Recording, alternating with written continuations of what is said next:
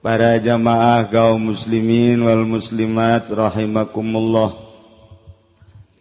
Cerita almarhum guru urang Abah Ucu luar biasa.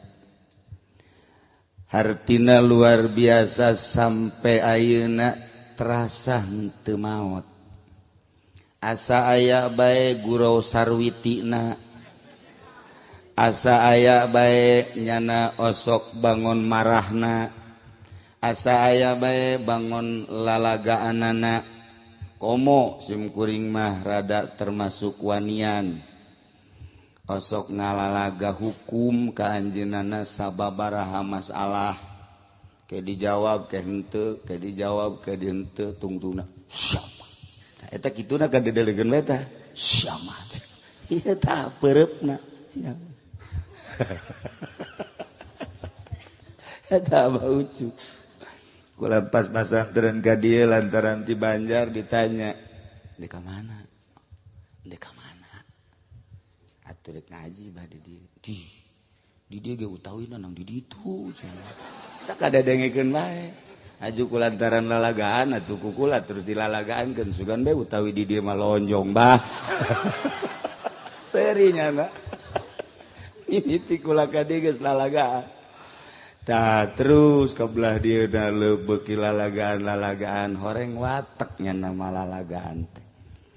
Geus aya watek mah atuh geus kos kitu bae nikmat nu aya.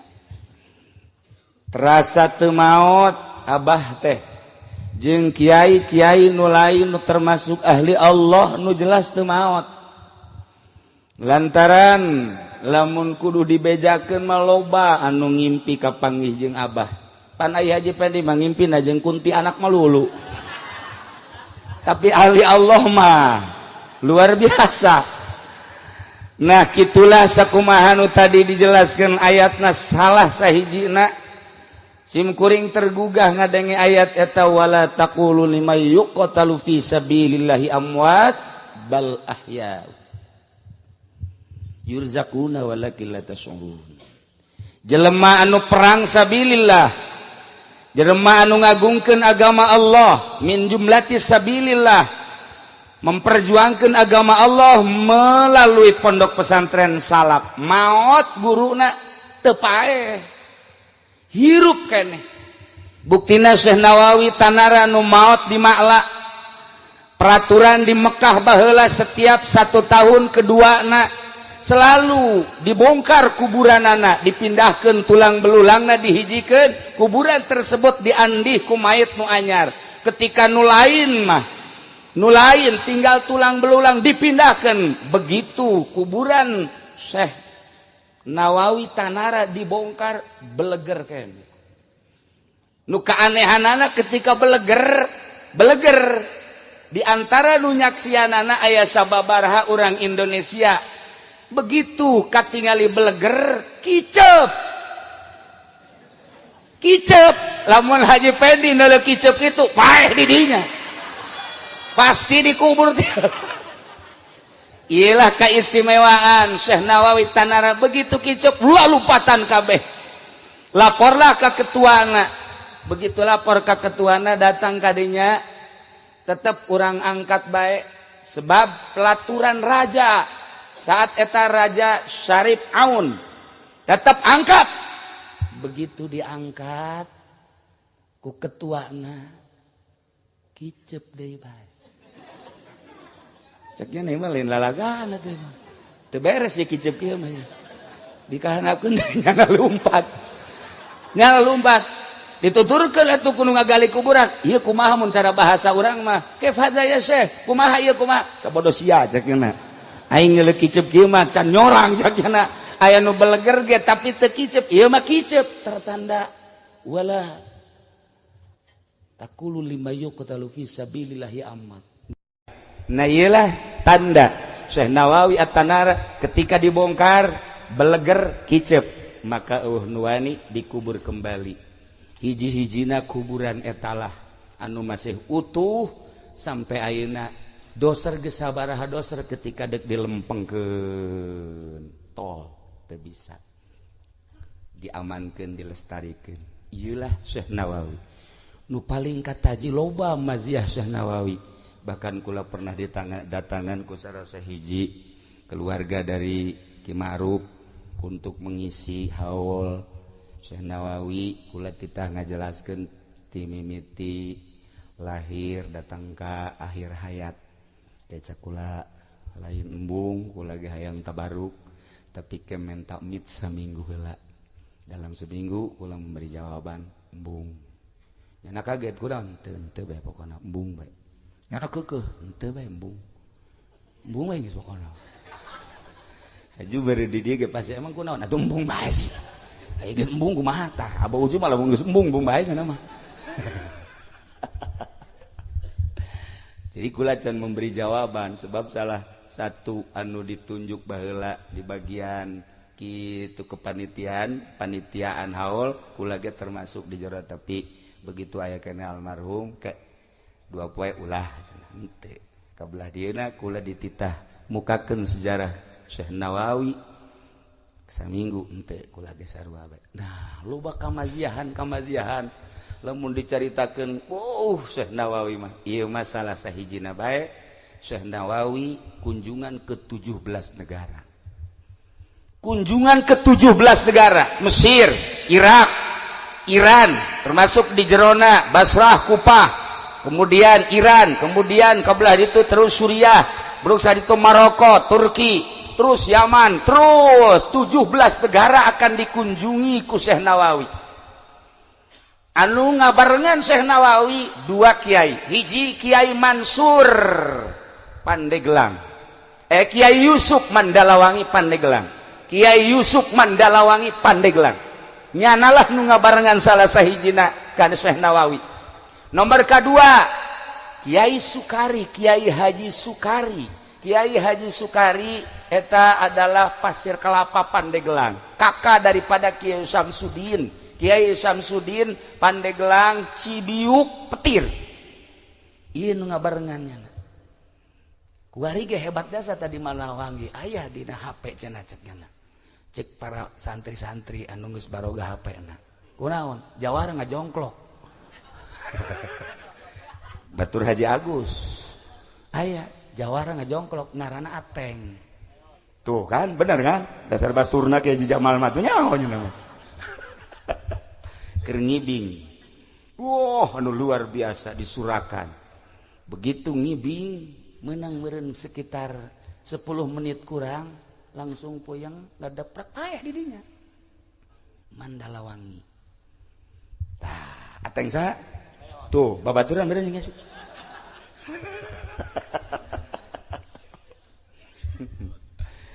Nah, iyalah dua nu ngabarengan.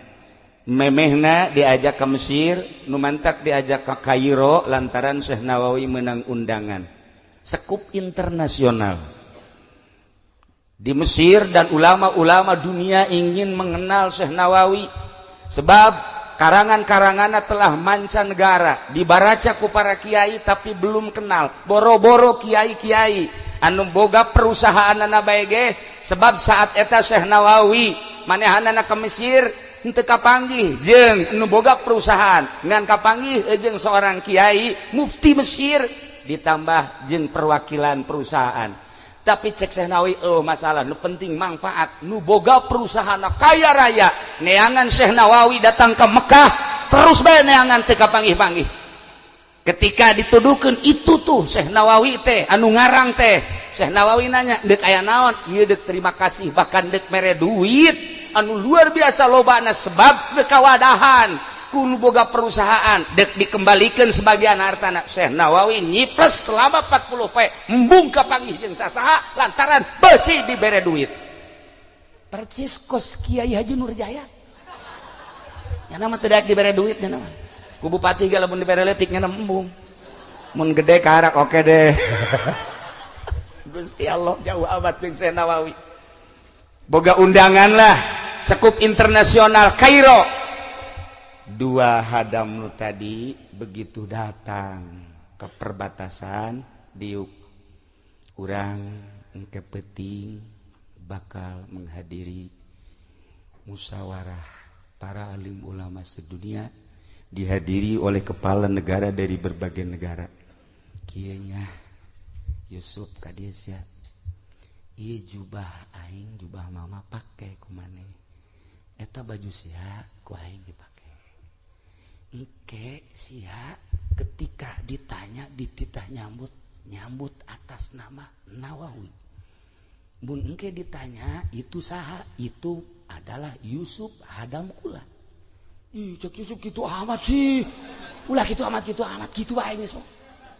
Atuh engke kumaha mun kula teter? Ulah, bingung hayu we laksanakeun. Aya mama. Heueuh ge hate mah geter.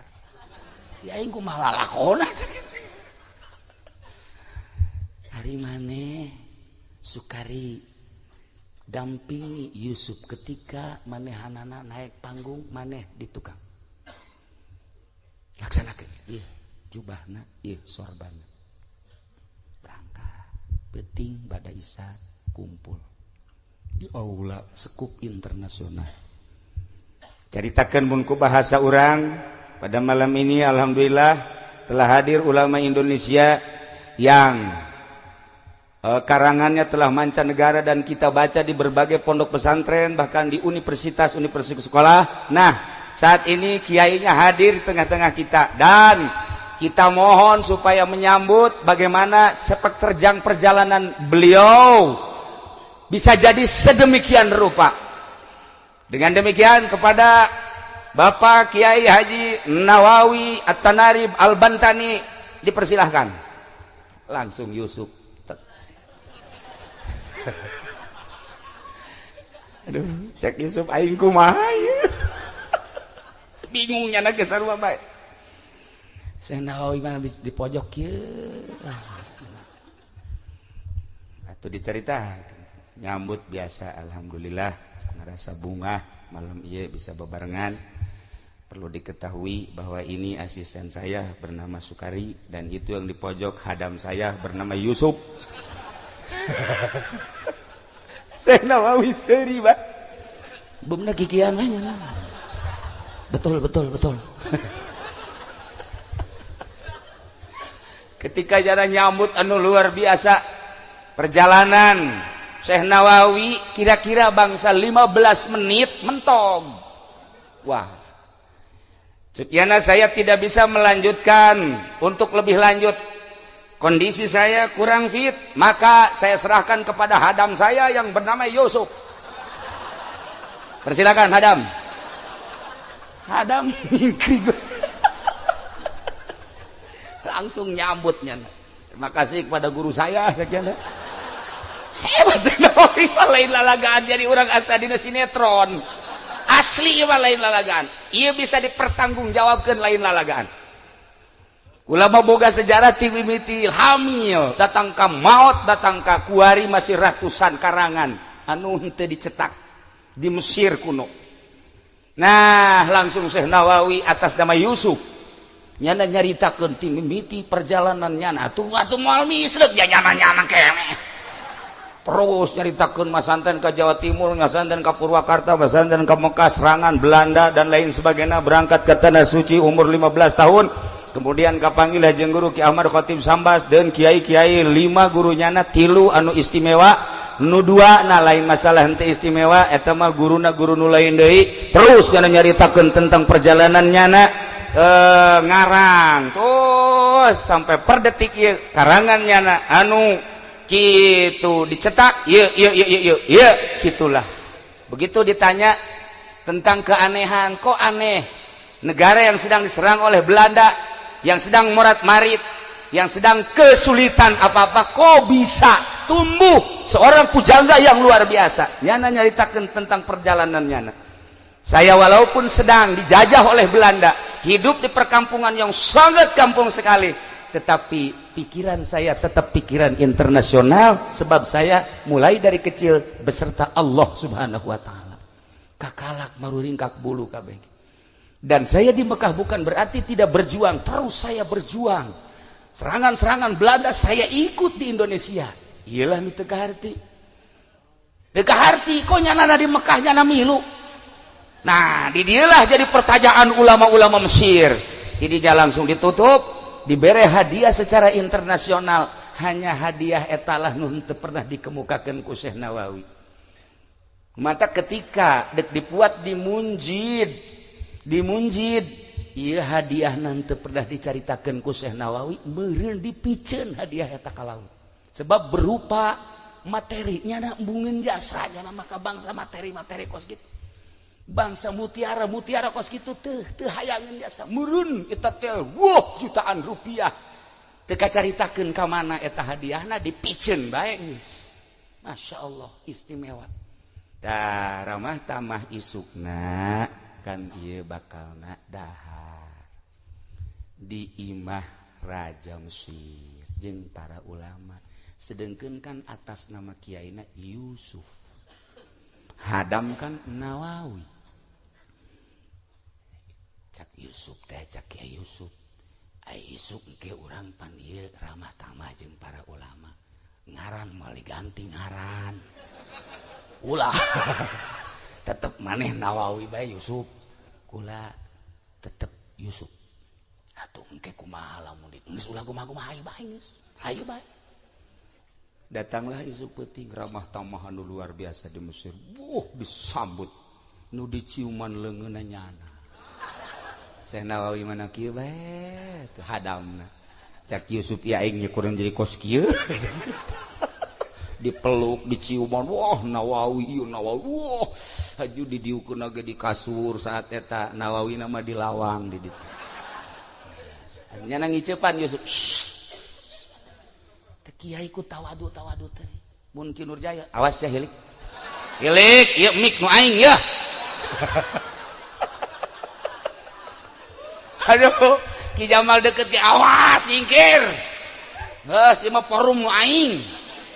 Tapi Masya Allah Syekh Nawawi cerita katawaduan anu luar biasa. Nah, didinya lah dahar. Begitu dahar, poho Syekh Nawawi.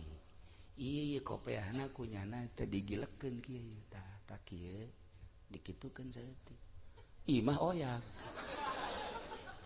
Kabeh kaget. Dia bisa jadi oyak-oyagan kieu.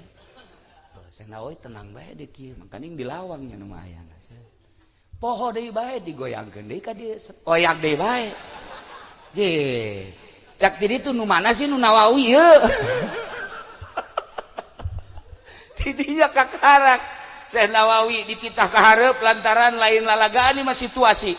Kok jadi kos kieu yeuh? Disumpahlah Syekh Nawawi. Asli ngaranna saha nu sabenerna?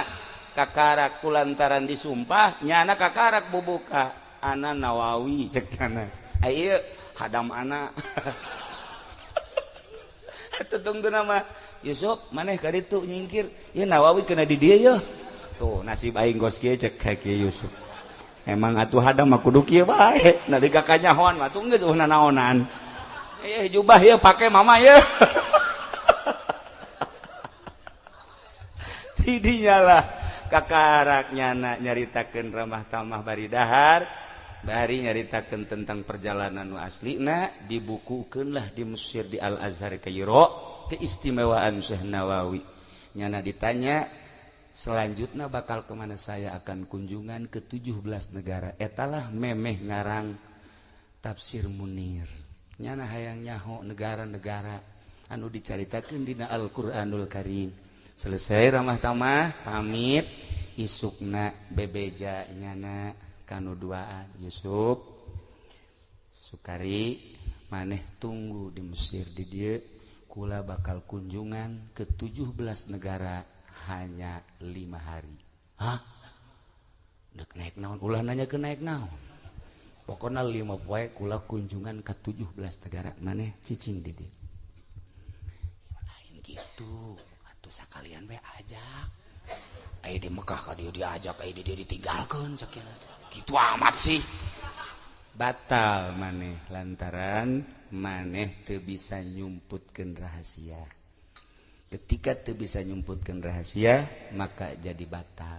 Awal rencanana deuk diajak tetep kulantaran teu bisa nutupan rahasia maneh ditinggalkeun heula di Mesir selama 5 poe. Berangkatlah Syekh Nawawi dalam 5 hari ke 17 negara. Lalakonna kumaha? nyana tawasul ka Buyut Mansur.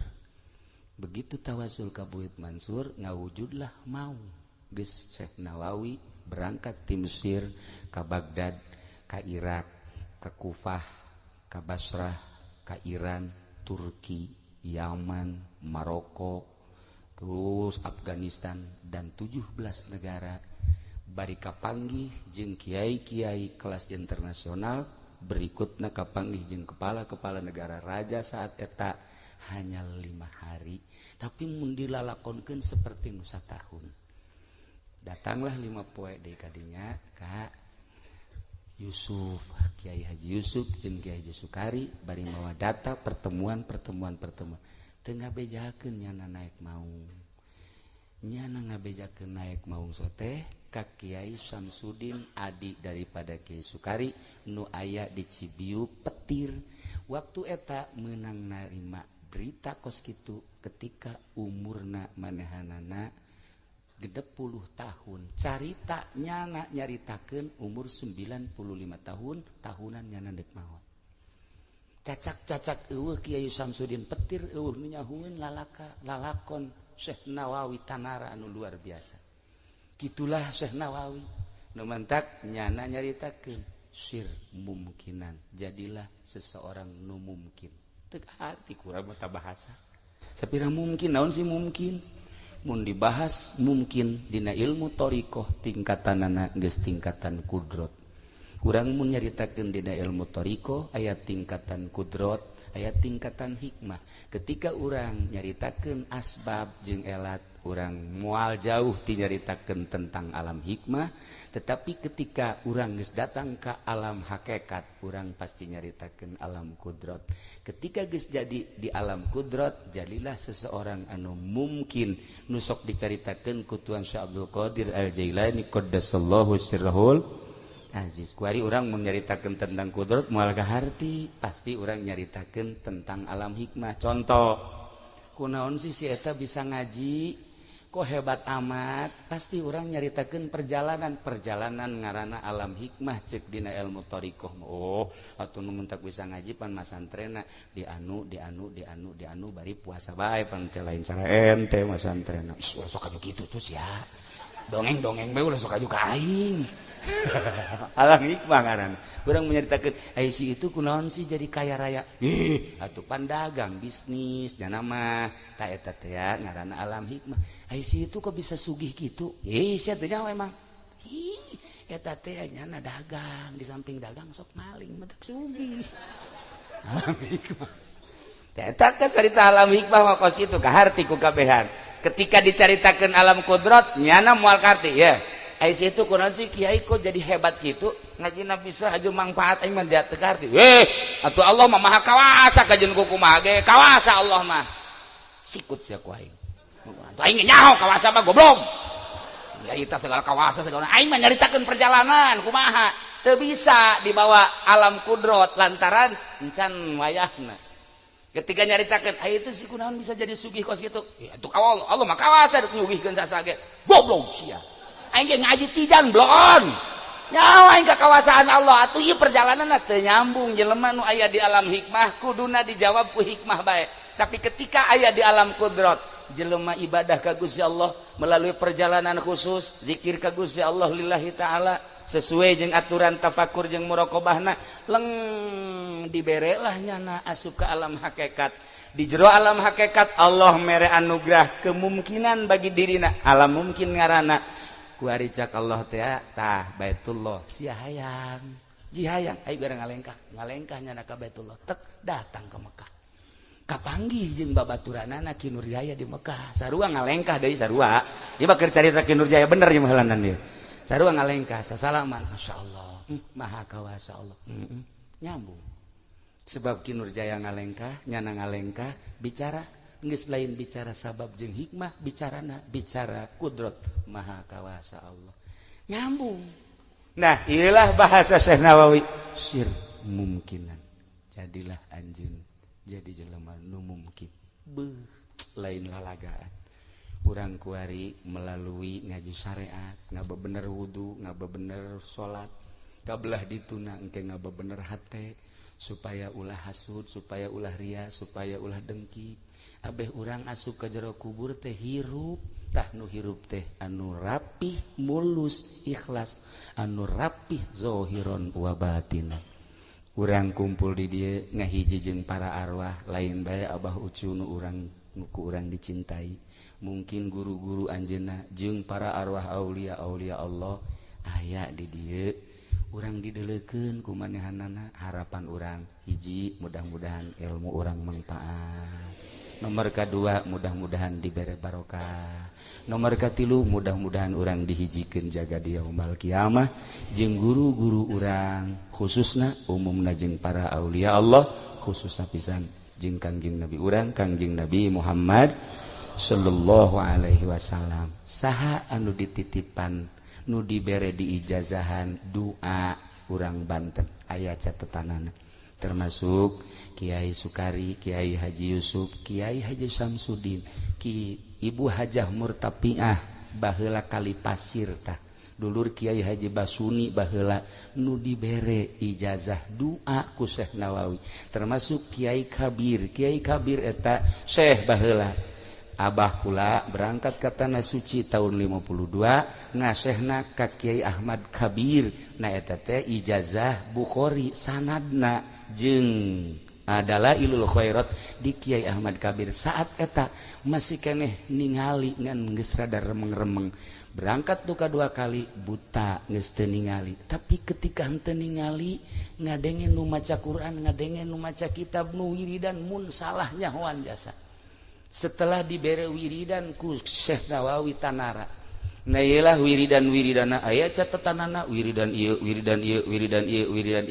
geus dibukukeun nu jatuh ka, termasuk nu diturus Kiai Idrus eta ge termasuk nu kaijazahan ti salah sahiji kiai nyana kaijazahan tapi nyana mah tangan kedua ti Syekh Nawawi. Kiai Idrus babaturan anakna, babaturan kula Kiai Haji Tatang almarhum waktu di Garut di Keresek numantak kula bareng ngaji falak jeung manehanana ku kula diajak ka Cipanas. Yuk Tatang urang ngaji falak, hayu.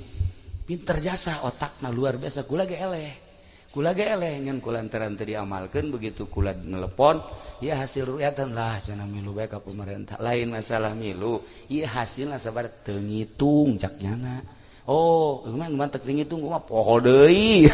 Tanu penting nu pinter teh sok itu. Nu pinter teh sok itu tah, padahal jago jasa eta teh hitungan-hitungan falakna. Nah gitulah para jamaah kaum muslimin wal muslimat rahimakum, sabenerna kula geus amanat ka Kiai Haji Mumus waktu kamari nyalaten di ditu di ibuna kitu Ki Fudoli, kula insyaallah hadir ngan anu nyarita nu sejen bae. Atuh kitu keneh ka Ki Nurjaya lain sakali nu sejen bae kula mah hadir bae insyaallah, milu wirid milu ngadengikeun. Jadi dituna mah oke cak Ki Nurjaya berarti pembohong ieu jelema. Nah di dituna oke hai ka dieu henteu oke. Nyana teu ngarieun oke cak cenah bahasa naon ba oke. Gitulah para jamaah kaum muslimin wal muslimat rahimakumullah. Masih keneh loba maziah Syekh Nawawi. Wah luar biasa. Di antarana di negara-negara nu 17 tadi eta teh ngabogaan obrolan-obrolan anu khusus kahiji. Nomor kedua di antara karomah-karomah Syekh Nawawi nitipkeun wiridan ka hiji-hijina kiai ieu bisa dipertanggungjawabkeun. Di antarana doa Syekh Nawawi anu masih keneh kuari mun diamalkeun ku urang masih karasa keneh asal ditawasulan bae.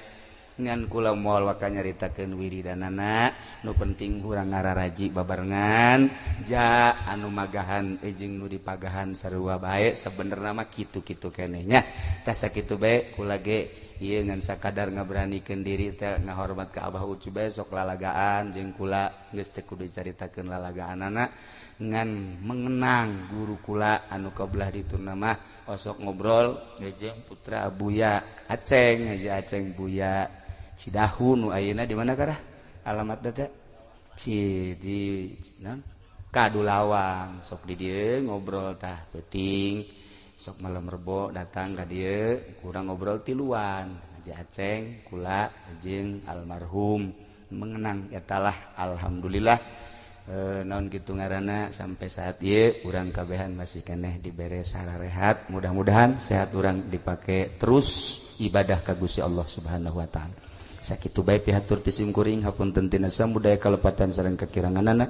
Wallahul muwaffiq ila aqwamit thoriq. Wassalamualaikum warahmatullahi wabarakatuh.